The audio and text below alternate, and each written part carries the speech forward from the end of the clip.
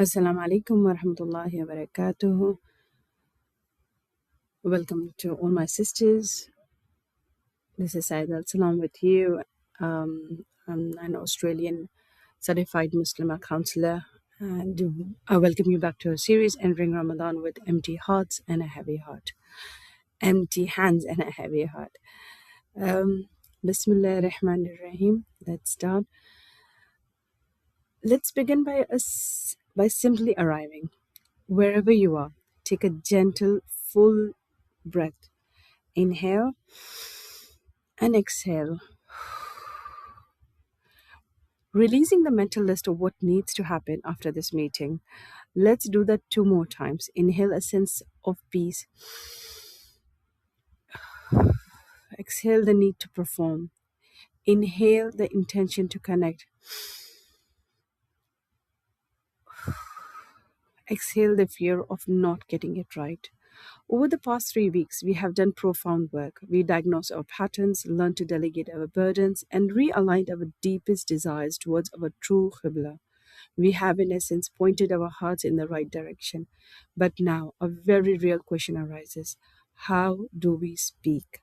When we finally turn towards Him, Allah, how do we move from a heart that is pointed towards Mecca to a heart that is truly present with its Lord? Today, we learn the art of Hazir al-Qalb. Huzur al-Qalb, Hazir al-Qalb. Hazir is more of an Urdu word. Huzur al-Qalb, the presence of the heart. Because worship without presence, my sisters, is like a body without soul. It has the form, but not the life. And if we are honest, we often feel a deep ache of disconnection. We stand in prayer, but our minds is replaying an argument, planning a meal, or worrying about a child. We recite the words that should melt the heart, but they feel flat, like reading a grocery list in a foreign language. This feeling of being spiritually fragmented, of having our consciousness scattered in 100 directions, is called tafriq in our tradition. Our inner world is not integrated. It's a room where every device is playing a different anxious news channel, and a heart in this state cannot truly receive. It cannot hear the divine whisper. There's another more painful form of disconnection. It's when our inner state and our outer life are not just fragmented, but fundamentally split. This is the challenge of the divided self, what we might gently call being two faced. Though not in the malicious sense, not in the bad sense. It is the all too common reality of being smiling, patient, generous friend, colleague, or community member, and then coming home to a family that sees our weariness, our sharp tongue, our impatience, our emotional absence. We can be present for everyone else's need, yet utterly absent for those in our home. We might find deep focus in solitary night prayers and then be harsh and short tempered at the iftar table. This, my sisters, is a sign of what scholars call spiritual disintegration.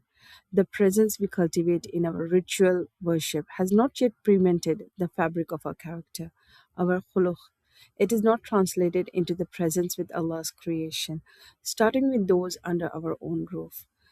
The Prophet Muhammad sallallahu alaihi wasallam, whose heart was in constant communion with Allah, was described by Lady Aisha radiallahu anha in the most profound way. His character was the Quran, meaning the compassion, justice, patience, and the truth of divine speech were lived through his very being. There was no split. His inner connection manifested as impeccable outer conduct. This is our ultimate goal.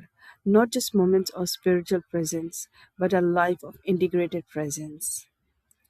So, why does this happen to us? From an Islamic psychological lens, the disconnection in prayer often stems from a failure of tafakkur, deep reflection, and tazakkur, remembrance.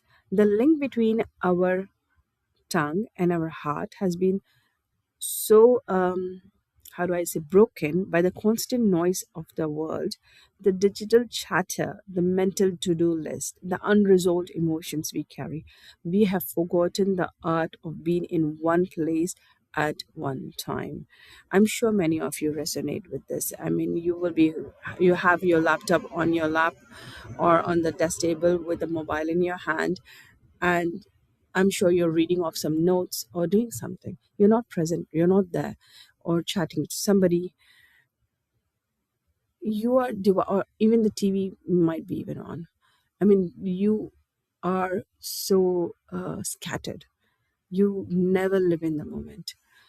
You're driving through this beautiful weather, and all you can think of is the things that you have to do throughout the day.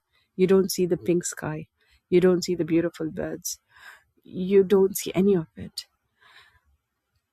It reminds me of this story I love to tell now. There were like two friends who went on a walk, and the whole time this friend kept on talking, and stuff like that. As soon as they went home to this friend's house. They finally reached the friend's house.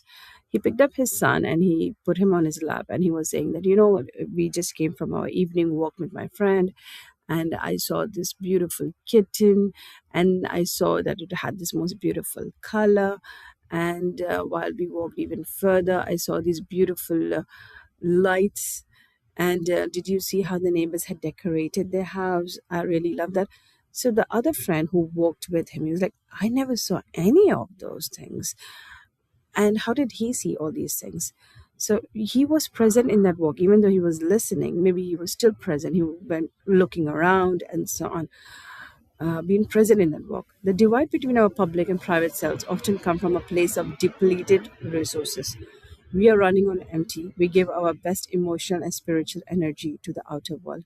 And by the time we reach our family, our safe space, we have nothing left but our raw, unfiltered exhaustion. It can also come from subtle hypocrisy, nifaq, not of belief, but of action. Prioritizing the perception of others over the reality of those who know us best. The remedy for this is the same, and it is the core practice of today, muharraba. This is often translated as meditation, but its meaning is far more beautiful and specifically Islamic. Mukhar, mur, murakhaba is the loving consciousness, awareness that Allah is watching you, with you, and fully aware of you at every single moment.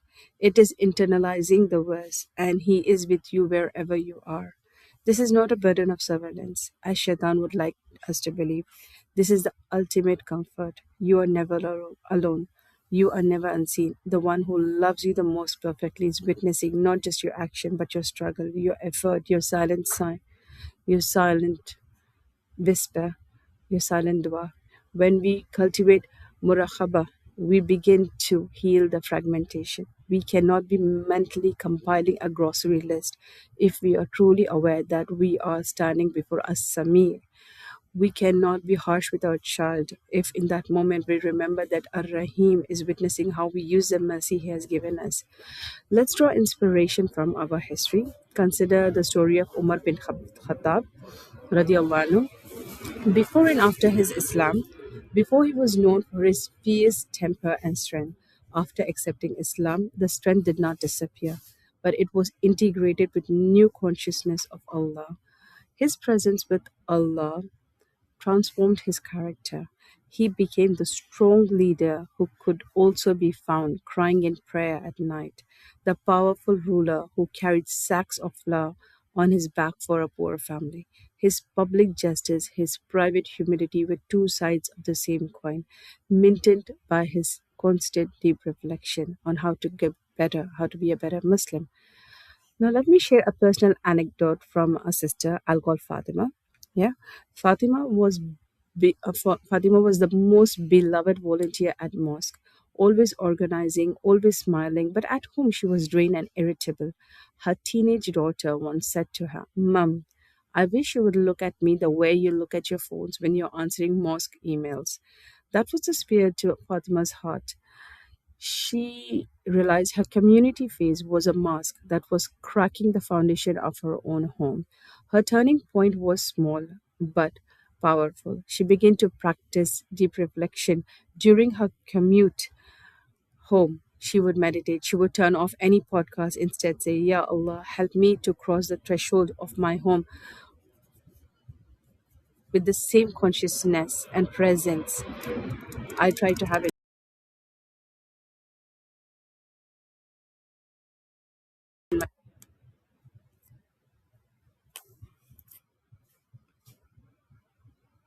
Let my family see the best of me, not the leftovers. It didn't change overnight, but it changed the intention. She started to see her home not as a place to collapse, but as her most important mosque, her primary place of worship through presence. Now, remember Sister Leila, the teacher from our earlier outline? Her mind full of her students' needs and her parents' health made her prayer feel hollow. For her, the disconnect was a quiet emptiness, a failure of the zakkur, where the remembrance could not penetrate the wall of worry. I like to share one more story of Sister Amina. She was the rock of her extended family, the one who organized gatherings, mediated disputes, visited the sick. Everyone praised her angelic patience. But her husband and children saw a different side. A woman so drained by emotional labor of managing everyone else's needs that she has no softness left for them. She was present for everyone's crisis, but absent for her family's daily life. Her two faces of the product of catastrophic depletion and a misplaced sense of duty that put extended family members before her immediate family members. Now, presence, I want to explain to you what is presence. Presence is a muscle, like any muscle. It is built through small, constant micro practices, not through occasional grand gestures. It is built in the seconds where you put in your deep reflection and meditation. So, how about the one breath prayer, pre Salah connection? Before you begin any obligatory prayer, pause, take one deep, slow, conscious breath. In the space of inhale and exhale, say in your heart, I'm here, my Lord. For these next few minutes, I'm only yours. This creates a psychological threshold, marking the transition from the world of scatter into the sanctuary of connection. The post prayer pause, letting it land. When you finish your taslim, do not move for 15 seconds. Do not immediately jump to check your phone or rush to the next task. Sit in the stillness. Let the spiritual energy of the prayer, however faint you felt it, land in your heart. This is where the seeds planted in prayer are watered. Treasure these 15 seeds more than the prayer itself, for they are proof you were truly there. The anchor word. Choose one name of Allah that your soul particularly needs or loves, like Ar-Rahim, Al-Ghaffal, Al-Kharib, where your mind inevitably drifts during prayer to an argument, a worry, a plan. Gently bring it back by silently calling on His name. Don't fight the thought, outshine it with the divine. As you physically approach your home from your work, from any kind of help that you are doing, anything, make a specific dua. Allahumma inni asaluka khair al-mawlaji wa khair al-makhraji bismillahi walajna wa ala rabbina wa ala Allahi rabbina tawakkalna. Oh Allah, I ask you for the good of the entering, the good of the exiting. In Allah's name we enter, in our Lord we place our trust. Set the intention. The next phase I will be met with presence I aspire to have in my prayer. Now let's practice together in this moment. I invite you to close your eyes. Bring to mind one situation where you feel the split, where your outer and inner selves don't match. Now breathe in the phrase, Ya Allah, Ya Al-Basir. Breathe out the desire to be whole, to be integrated, to be present where it matters more. Let's sit in the intention for 1 minute of silence.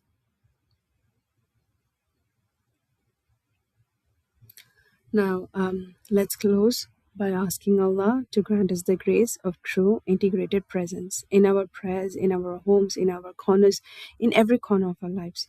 Allahumma ya mukhallib al-khulub, sabbit qalbi ala dinik. Allahumma ja'alna fi ahli baytina muhsinin.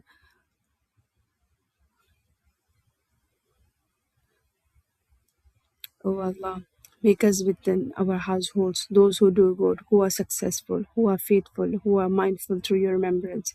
You are who are guided by your guidance. O Allah, I seek refuge in you from knowledge that does not benefit, from a heart that does not fear you, from a self that is never satisfied, and from a supplication that is not heard. O Allah, make faith beloved to us, beautify it in our hearts, make disbelief, wickedness, and disobedience hateful to us, and make us among the rightly guided. Wa alaikum salam wa rahmatullahi wa barakatuh.